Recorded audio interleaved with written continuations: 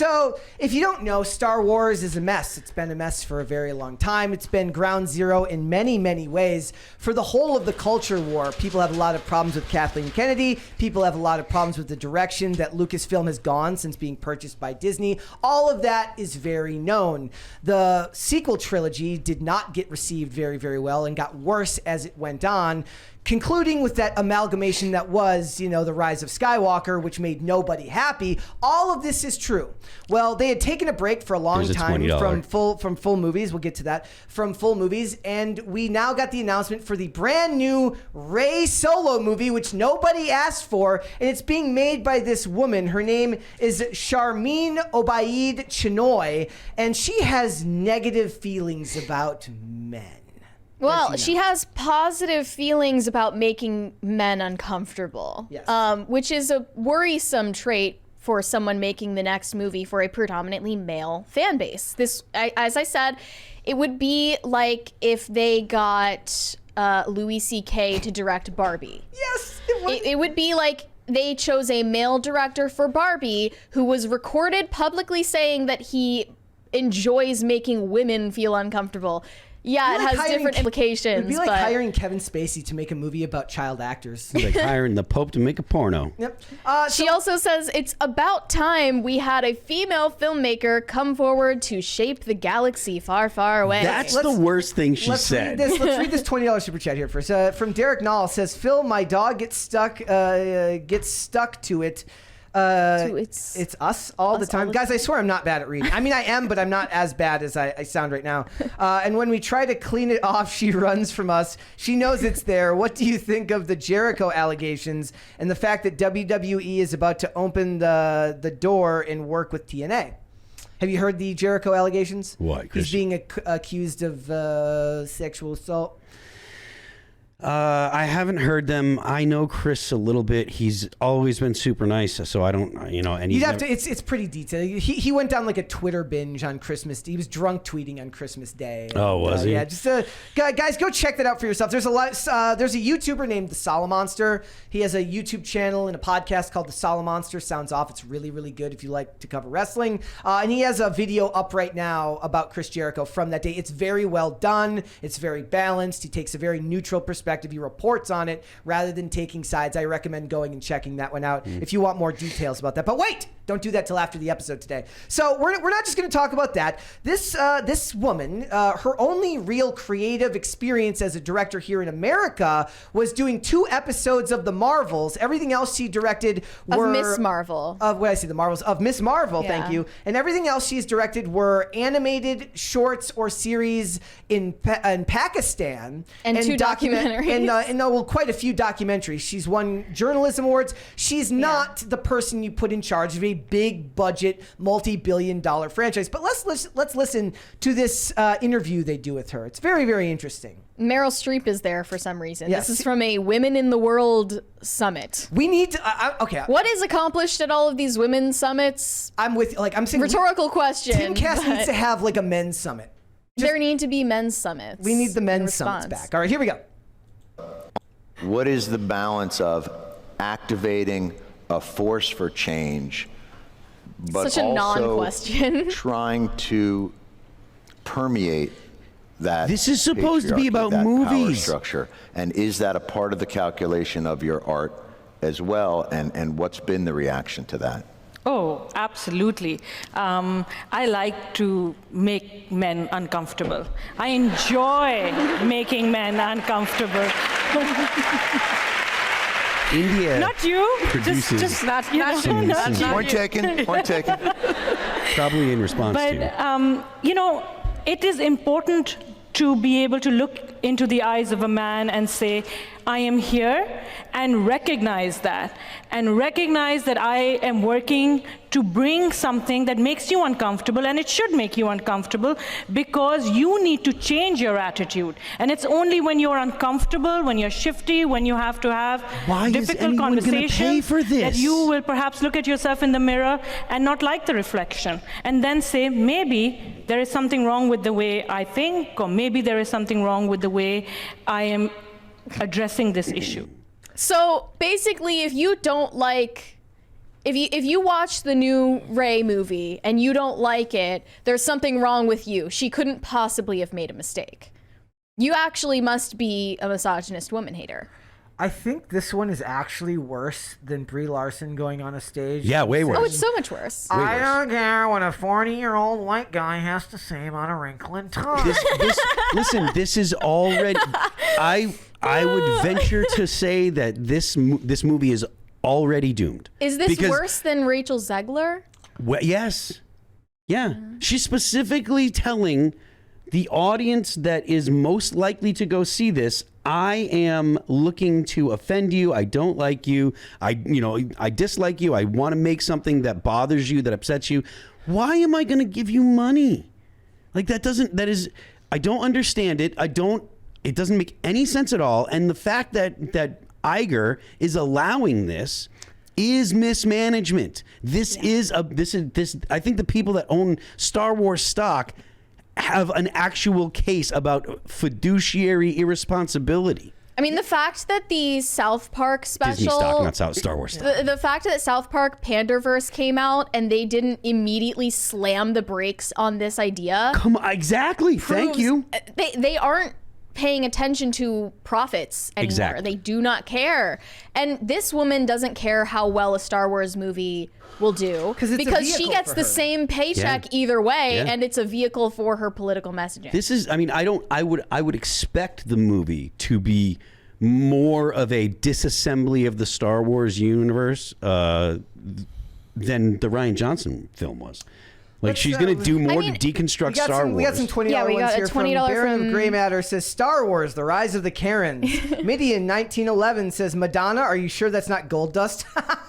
Yes, a little bit. Mikey for $20 says, I'll just say no franchise will survive getting rid of the fans that made a $1 billion franchise. Yes. Imagine, let's take a less extreme example of what you just said about Barbie and Louis C.K. Imagine you took like a subversive male director and he's like, I'm going to go and make you a Barbie movie that's going to make you uncomfortable. Sam Levinson. Because you need to be uncomfortable because you're inherently bad. Yeah. Right? This is not the market for that. High budget commercial art is not a place. This woman is an activist first. There is no market for that. All her documentaries are things that run on investment capital that are funded by these nonprofits and these NGOs, right? So that's not commercial art. Has this movie gone into production yet, or are they just talking about it? Is this the announcement of it so far? I cannot believe that this is actually going to get made. I would be shocked if there were not significant changes.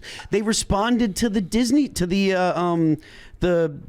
Daily Wire making a Snow White movie. They literally responded to the Daily Wire. How on earth is there not someone at Disney flipping out? How did this even make it to the air? Like, why was there not someone running out and knocking her off her chair? Well, this was before she got the job. She's also a member of the World Economic Forum. You look into their track record, right? If this person has a bad reputation and you already know the fan base is pissed off, then don't hire her. Right? I don't think anyone would have had a problem with it if they just hired a female director. I'll give you some examples. That has a positive reputation, that hasn't publicly said things this inflammatory. Right? I will give you a couple of examples. All right. So at one point, Patty Jenkins was announced to make a Star Wars Rogue Squadron movie. People were excited about that. People like Patty Jenkins, Wonder Woman 1984, not included. Right? For the most part, she has proven herself in the past to be a competent director. Fine.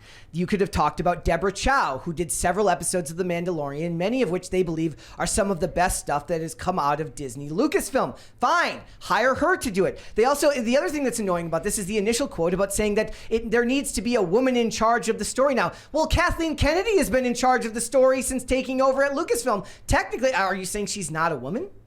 Is that like some type of weird admission? I don't know. I don't know what you mean by that. I know that they also, a lot of the comments when they're talking about it, they mentioned that Marcia Lucas, George Lucas's first wife, was the editor of the original trilogy. Yeah, she got a Grammy for it. Who is considered one of the architects of actually getting that story. She got an Oscar for that, didn't she? So like she's considered to be an architect of that. It's infuriating. The left still does this. It's like the same impulse that they have to about like being pioneers for whatever aggrieved minority there is. It's Jennifer. What's her name? Lawrence saying she's the first action star ever. It's like they're serving us rage bait on a silver platter. Yep. Like. They are actively trying to piss people off. Are you actually this stupid? No, this is what it is. Like I used to hear this argument a lot. It's what it is. It's cultural conquering. It's saying that we own this now. This huge part of American history. Yes. This huge part of the America's identity in a lot of ways. Science fiction plays a huge role in a lot of. Think of all the men who have made something in the world today that grew up loving science fiction, that grew up loving movies and stuff like this, and women.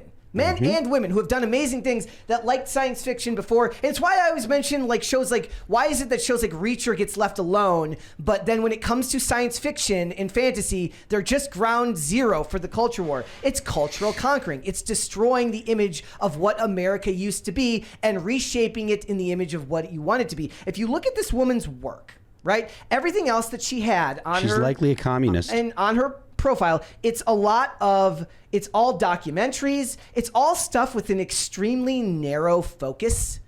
And your focus cannot be narrow when you're making this movie. You have to make a movie that appeals to more than just women who don't like men or women who feel aggrieved by men. I did see a climate change documentary here in 2018. An animated short about climate change. Sounds like a blast. Well, right? the left activists already conquered Hollywood long ago. But now I think this is just the humiliation ritual part of that process, where they're not only going to own the entertainment industry, but they have to add insult to injury, right? Well, as someone in the chat said, they're defiling the corpse of Star Wars. It was already dead and over. The impulse is to deconstruct, and then just like liberation theology, like the current Pope, the left infiltrates whatever is an existing structure, and either they destroy it or they take it over and they wear it like a skin suit, and it doesn't have any of the same content that the original did, but it's wearing the image or the clothing of whatever it is. There's nothing Christian or Catholic about liberation theology. It's just that they managed to go ahead and like sneak it in, and gullible people have bought it up. And the same thing goes for this stuff, the social justice stuff. They sneak it in, and if it destroys whatever they're sneaking it into, whether it be comic books because comic book readership is down, or whether it be Disney, it doesn't matter. I'm going to read the rest of her quote here. She says, "I have always been attracted to the hero's journey, and the world definitely needs more heroes. The blueprints of the heroes we see on screen are rooted in reality. I've spent my life meeting real-life heroes who have overcome the most oppressive empires and battled impossible odds, and that is, to me, the heart of Star Wars, which is why I was attracted to the promise of a new Jedi Order, and why I'm particularly excited about being immersed inside the Jedi Academy with a powerful Jedi Master." I've seen nothing from your filmography that says that you can handle something of this scale. I don't mean to be rude to this woman, but her gender aside, her politics aside, no movie of this scale, no movie with the budget that this movie will likely get should be handed to somebody with less than 5 banger movies that have all made money at the box office. You should not be trusted with $1 billion. They're not going to give $1 billion to a hobo to make a movie with less credits. What makes somebody who made small documentaries worthy of doing something at this scale? I don't know. Like, this has got nothing to do with her politics. I'm saying that if there was a dude who agreed with everything you said, but just made documentaries and had no known love for the franchise, right? This could be a little bit different. If there was like a long history of this lady being really, really steeped in the lore and really, really caring about the franchise, we see none of that here. We don't see any of that. No. You should not be entrusted with it. Like, we can crap on the last few trilogies or the last few movies all they want. Yeah. J.J. Abrams doesn't really do all that great these days. Fine. I would still rather a J.J. Abrams get a shot at it than some lady who has no credits whatsoever. You got another $20 super chat from Baron of Grey Matter. I don't want Star either. Wars, the Phantom Feminist.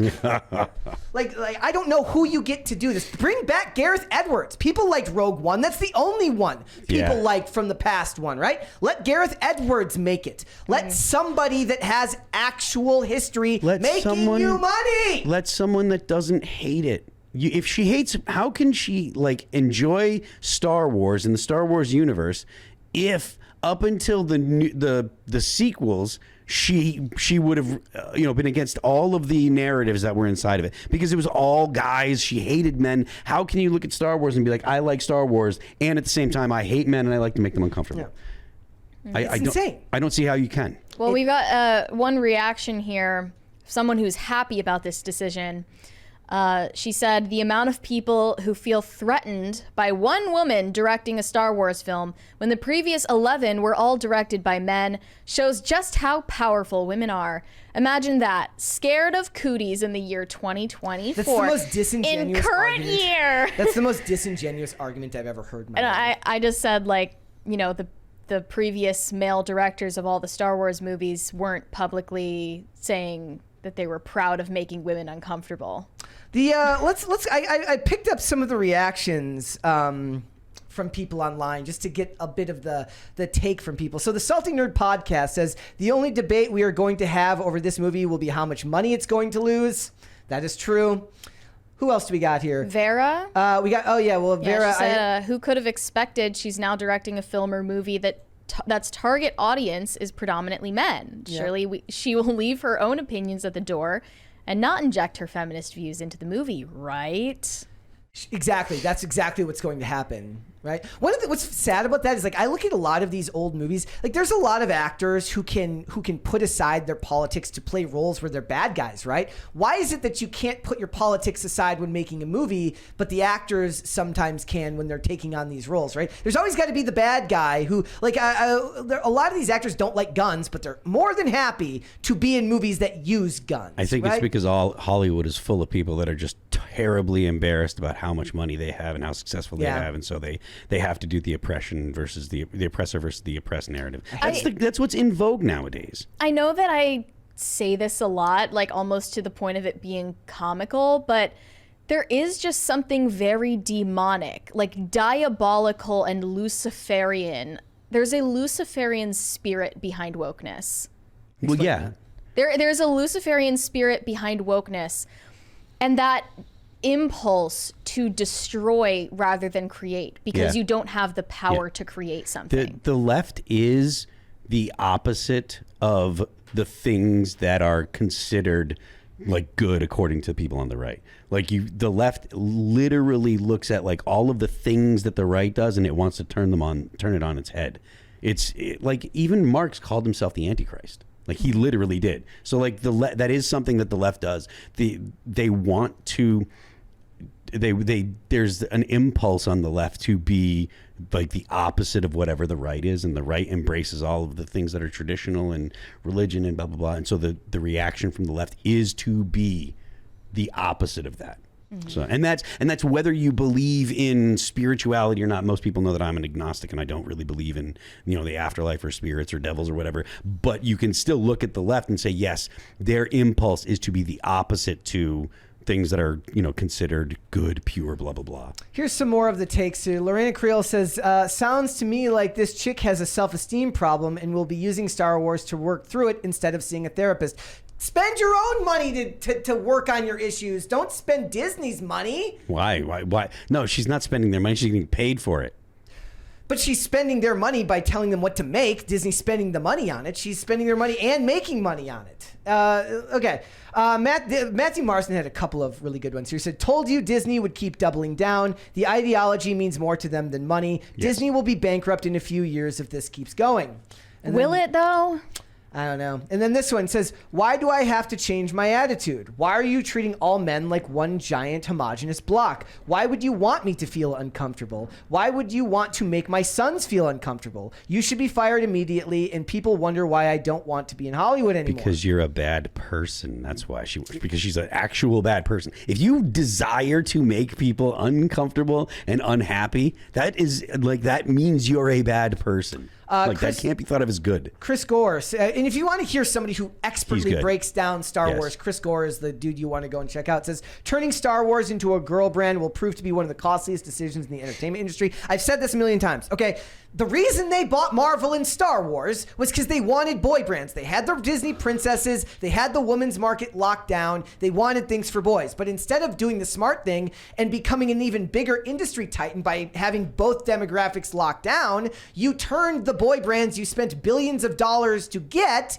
and turned them into girl brands. It makes no sense. It's stupid. Yep. And then this one, Brett R. Smith says, Bob Iger thinks doubling down on the Force is female will finally work after a decade of failure. You can't solve a problem with the mind which created it. Do you think Bob Iger watched Panderverse? I don't know, maybe. I mean, would that not be a wake-up call enough? I think a lot of these people are so disconnected from, like, first of all, their paychecks don't depend on it. So there will be until their paychecks depend on it. Like, I want one of them, what I would love for them to do is to take on a director. Like, imagine you get a director who's done several good movies, right? He's got a good history with production. He's made a lot of money for these studios, or he's on the way up. Every money, you can even list Greta Gerwig here. I'm not listing her for this movie, but all her movies, if you see, they've all made increasingly more money. Each one, obviously, with Barbie making way more. Get a director who's increased his profits every time and say, look, we're going to give you a smaller amount, but have him ask for a percentage, right? Like, he needs to get box office. Like, we need him to make money on the back end so that there's an incentive to make the movie well. They can't just take the big check up front. The lady who did the FNAF movie, right, had a smaller paycheck, but made out way better because she gets the money on the back end because the movie did as well as it did. With no incentive for them to actually make a good movie, they're just going to follow and double down on their ideological ends. Yeah. It's pointless. There's no reason to do that. And if you can incentivize these people to actually tell a story that's honest, it's just stupid. Well, we're always asking, like, I don't understand why they do this. Why do they do this? Because they're ideologically possessed. And they make the money anyways. It's like they are possessed by demons. Well, no, the point is they want there are people that believe that society needs to change into the things that they're making these movies into. So society needs to be, apparently they think that society needs to be more antagonistic towards, the identities in society need to be more antagonistic towards each other, because that's the only outcome. It's also such a lame, like, elitist academic thing to be like, yeah, they should be uncomfortable. Like, it's exactly something you hear in a college classroom. Yeah, I mean, so like this reminds me of something that James Lindsay talks about. There was a study, or there was one of the things they were doing when they were doing the James Lindsay's this guy that most of the viewers know. One of the things they were doing when they were doing their hoax papers is they wrote a paper and they sent it in, and one of the things that the critique is they were saying that they should not be trying to make the boys comfortable. They should be making the boys uncomfortable.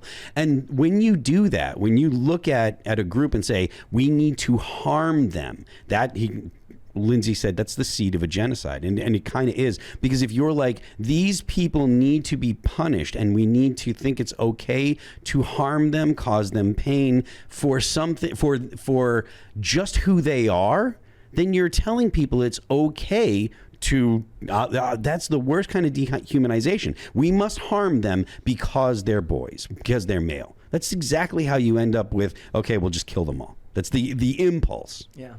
Thanks for watching. Listen to full episodes of Pop Culture Crisis on Spotify. Keep up with us on social media and make sure you subscribe and ring that bell so you never miss the show. Bye, guys.